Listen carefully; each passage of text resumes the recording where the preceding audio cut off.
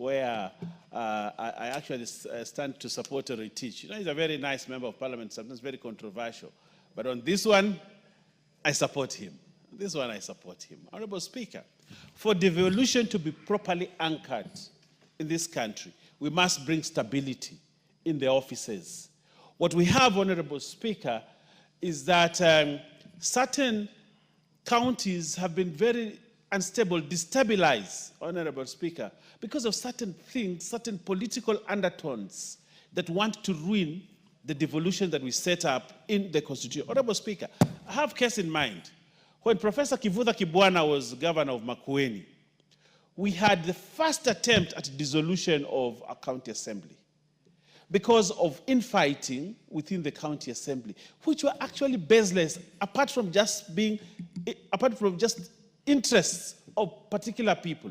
But because the threshold to move a motion as such was low, the people of Makwiny almost lost the good professor as governor. But when he was given an opportunity to serve his full term, we saw what Professor Kivutha Kibwana did in Makwiny.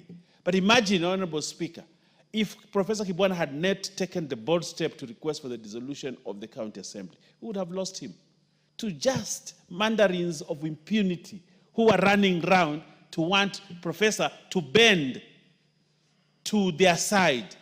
But Professor stood by his principle. Honorable Speaker, right now we have a case in Kericho where the members of county assembly are hell-bent to remove the governor, whether he has issues or not. But because of the provisions of statute, that the threshold is low, it is actually possible for them to remove the governor of Kericho. Honorable Speaker, we have seen CECs being removed in this country, in the counties, the county executive committee, not because of mistakes, not because they're incompetent, not because they have broken law, but just because they've not been able to speak well to members of the county assembly, Honorable Speaker.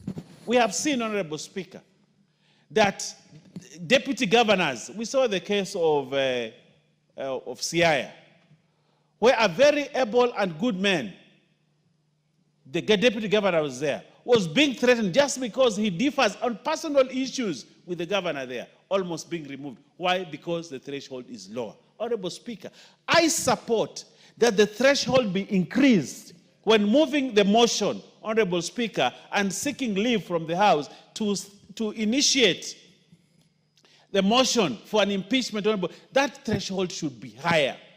It should be 2/3 and not 1/3, Honorable Speaker. And I support that, Honorable Speaker, so that we do not have a situation where a county executive committee member sits on his chair to please members of the county assembly, because if he doesn't please them, even including breaking the law, he will be removed, Honorable Speaker. We want stability. We want devolution to work. We want county executives to work without fear that they will be removed, not by virtue of mistakes, incompetence, or breaking the law or abuse of office, Honorable Speaker, but just because they do not agree with members of the county assembly. Just because members of county assembly asked for a favor and that favor was denied, and therefore that member is threatened with impeachment because of no other reason, just because they have differed, Honorable Speaker. I support to move the threshold, Honorable Speaker, from 1/3 to 2/3 for members of the county assembly, the members of the county executive. Honorable Speaker, the issues of governance.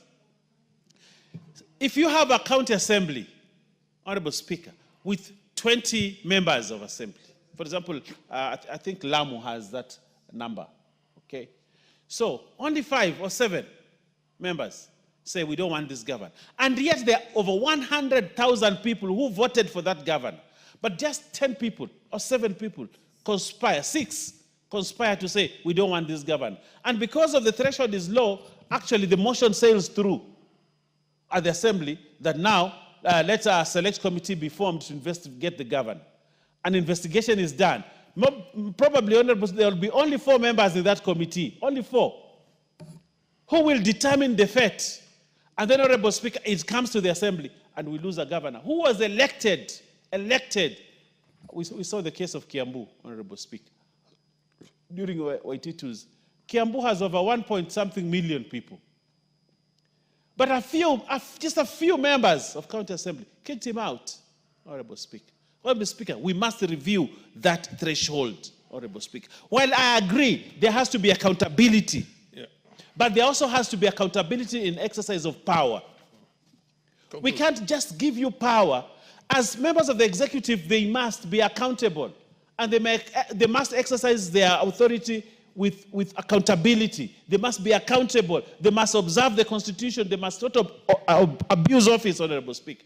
But those people who are bringing in checks and balances on their side, there must also be accountability in terms of members of County Assembly, members of the National Assembly, and other body that has mandate to impeach.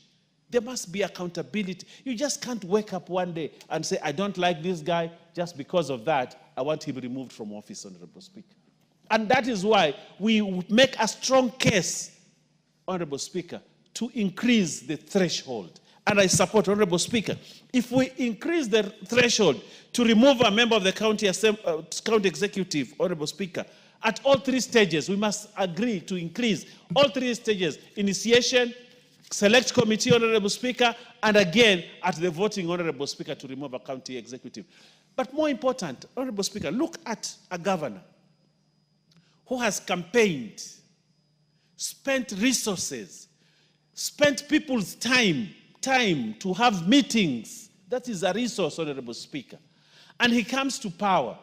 But just one person, 2, 3, 4, 5 people in the county decide, we don't want this governor. We saw the case, is it a Siolo or where in Northern Kenya, Honorable Speaker, the other day, where we saw, just circus. County Assembly Speaker has gone into hiding, this and this, eventually the governor is removed, then he comes to the Senate. Honorable Speaker, Senate has other issues to deal with. Not every time, Honorable Speaker, discussing impeachment. We must allow Senate to do their job, Honorable Speaker. So, Honorable Speaker, I want to support this motion. And it is high time to bring stability. And I want to tell members of this august house, they will also become governors one day. Probably Honorable Mwashako, God bless him, he's a good man. Probably the people of Taita Taveta will want him to be their governor. Okay. Then he becomes governor of Taita Taveta.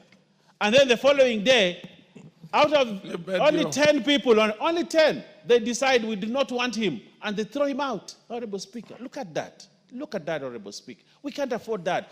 What I vouch for, Honorable Speaker, is stability in the county government. If there's stability in the county governments, governors will work without being distracted, CECs will work without being distracted, and we will see better fruits of devolution, Honorable Speaker. For that, I support this motion, and it is time we pass it as fast as possible, Honorable Speaker, so that we have consensus on bringing stability, Honorable Speaker. I thank you, Honorable Speaker.